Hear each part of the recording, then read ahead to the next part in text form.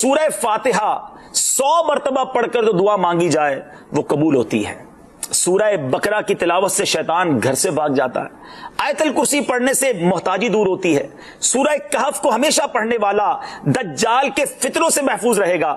والدین کی قبر پر ہر جمعہ سورہ یاسین کی تلاوت کرنے سے اس کی حروف کی تعداد کے برابر ان کے گناہ بخش دیے جاتے ہیں۔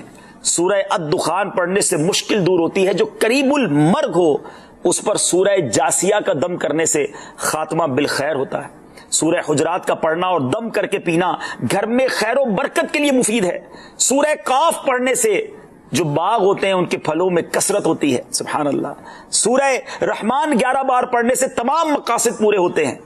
سورہ واقعہ جو شخص روزانہ پڑھے گا اسے کبھی فاقہ نہ ہوگا۔ سورہ ملک کو ہر رات پڑھنے والا عذاب قبر سے محفوظ رہے گا۔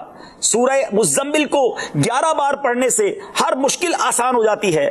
سورہ مدثر کو پڑھ کر حفظ قرآن کی دعا مانگنے سے قرآن کریم کا یاد کرنا آسان ہو جاتا ہے۔ جو بچے حفظ کر رہے ہیں ان کے لیے زبردست وظیفہ ہے۔ سورہ النازعات پڑھنے سے جان کنی کی تکلیف نہیں ہوگی۔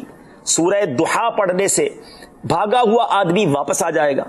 سورہ علم نشرح کو جس مال پر پڑھ دیا جائے اس میں خوب برکت ہوتی ہے۔ سورہ تین والزیتون جو ہے 3 مرتبہ پڑھنے سے اخلاق و کردار بہتر ہوتے ہیں۔ سورہ علق میں جوڑوں کے درد کا علاج ہے۔ سورہ قدر جو صبح و شام پڑھے اللہ عز و جل اس کی عزت بڑھا دے گا۔ سورہ بینہ برس اور یرکان کا علاج ہے۔ جس آدمی یا جانور کو نظر لگی ہو اس پر سورہ عادیات کا دم مفید ہے۔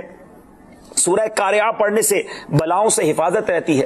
سورہ تکاثر کو 300 بار پڑھنے سے جلد قرض ادا ہو جاتا ہے۔ کئی لوگ کہتے ہیں جناب قرض بہت ہے، چلے قرآن کا وظیفہ لے لیں، الہاکم التکاثر، یہ جو سورت ہے 300 بار پڑھنے سے بہت جلد قرض اتر جاتا ہے۔ سورہ عصر پڑھنے سے غم دور ہو جاتا ہے۔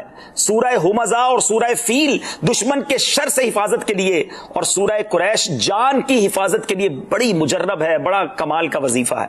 سورہ ماعون بڑی مشکل کے وقت میں پڑھنا بہت مفید ہے۔ سورہ کوثر کی تلاوت سے بے اولاد صاحب اولاد ہو جاتا ہے۔ کئی بے اولاد بھی وظائف مانگ رہے ہوتے ہیں۔ سورہ کافرون 1/4 قرآن کے برابر ہے۔ سورہ زلزال نصف قرآن کے برابر ہے۔ سورہ اخلاص 1/3 قرآن کے برابر ہے۔